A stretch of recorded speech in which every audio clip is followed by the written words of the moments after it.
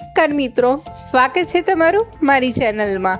વરસાદનો માહોલ હોય એટલે બધાને મેથીના ગોટા યાદ આવે જ।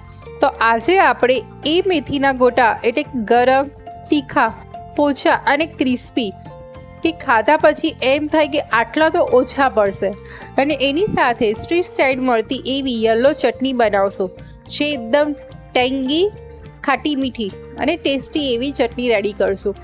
તો સોફ્ટ અને જાળીદાર એવા મેથીના ગોટા અને એની સાથે ખવાતી એવી યલો ખાટી મીઠી ચટણી બનાવશું।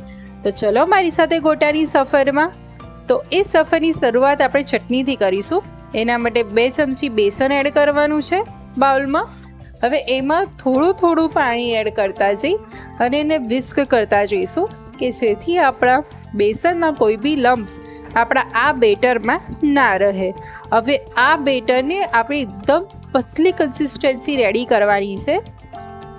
આ ટાઈપની પતલી કન્સિસ્ટન્સી રેડી થઈ જાય એટલે ચટણીનો વઘાર કરવા માટે આપણે સોસ પેનમાં ઓઇલ લઈશું।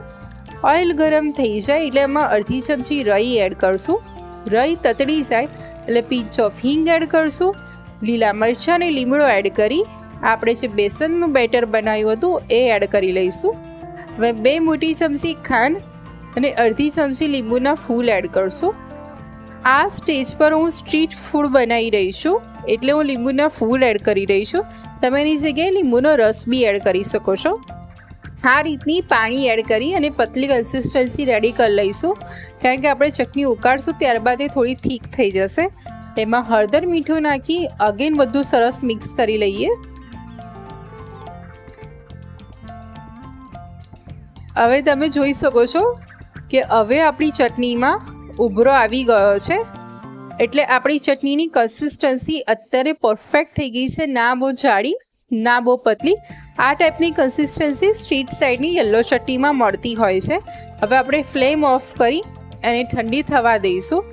હવે આપણે જે મેથીના ગોટાનું બેટર બનાવવું છે એના માટે ડ્રાય મસાલો વાટવાનો છે। એમાં 7-8 મરીના દાણા અને 1 ચમચી સૂકા ધાણા લેવાના છે। એને અધકચરા વાટી લઈશું। હવે એક મોટો બાઉલ સમાયેલી મેથી એડ કરવાની છે। એમાં લીલા સમાયેલા મરચાં, અધકચરા પછી મસાલો હતો વાટેલો એ એડ કરશું।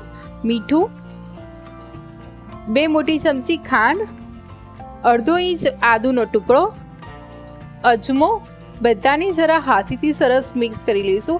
આ સ્ટેજ પર આપણે હાથેથી મિક્સ કરવાથી મીઠું નાખેલું છે એના લીધે મેથીનું મોઇશ્ચર થોડું રિમૂવ થશે એટલે આ સ્ટેજ પર પહેલાં આપણે 1 બાઉલ બેસન એડ કરીશું। એને આપણે પ્રોપર મેથી સાથે મિક્સ કરી લઈશું કે જેથી આપણને ખ્યાલ આવે કે હજી કેટલા બેસનની જરૂર છે।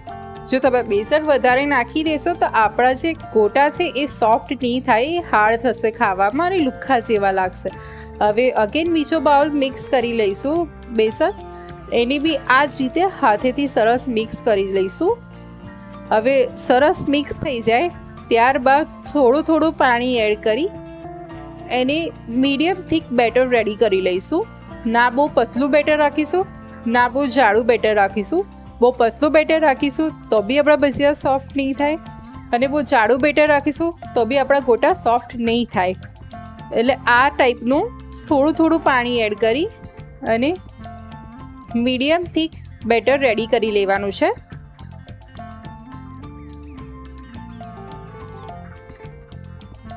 આપણું આ રીતનું મીડિયમ થીક બેટર રેડી થઈ જાય ત્યારબાદ એને 2 મિનિટ ફીણી લઈશું જેથી આપણું બેટર થોડું હલકું થઈ જશે। હવે એમાં ચપટી સોડા અને અડધું લીંબુનો રસ એડ કરી બધું સરસ મિક્સ કરી લઈશું। હવે આપણે મિક્સ થઈ ગયા બાદ મીડિયમ ફ્લેમ પર તેલ ગરમ થઈ જાય એટલે મેથીના ગોટા ઉતારી લઈશું।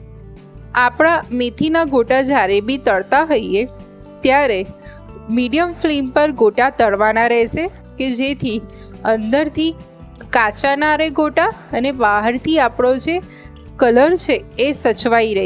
જો તમે આ સ્ટેજ પર હાઈ ફ્લેમ પર ગોટા તળી દેશો તો આ ગોટા બહારથી બ્રાઉન કલર આવી જશે પણ અંદરથી ગોટા કાચા રહેશે અને એ જે પોર્શન કાચો રહેશે એ થોડો હાર્ડ બી થઈ જશે, એ આપણો જાળીદાર અને સોફ્ટ નહીં રહે। તો આપણે જોઈ શકો છો કે તેલમાં જ અત્યારે આપણા ગોટા સરસ ફૂલી ગયા છે। હવે એક સાઈડથી ગોટા તળાઈ જાય એટલે બીજી સાઈડ ફ્લિપ કરી અને એને 2 મિનિટ તળવા દઈશું કે આપણો નીચેનો ભાગ બી કાચો ના રહી જાય. હવે આપણે મરચાંમાં સ્લીટ પાડી લીધેલા છે, એ મરચાંને બી આપણે ભજીયા સાથે તળીને રેડી કરી લઈએ. ભજીયા જોડે મરચાં જે તળાતા હોય છે એ મરચાંને સ્લીટ્સ એટલે પાડવાની હોય છે કે જેથી એના બિયાના લીધે તેલમાં બિયા ફૂટવાથી દજાઈ ના જાય. તો આપણા ભજીયા તળીને રેડી થઈ ગયા છે અને મરચાં બી તળીને રેડી થઈ ગયા છે. તો આપણે એને સાઈડ કરી લઈએ.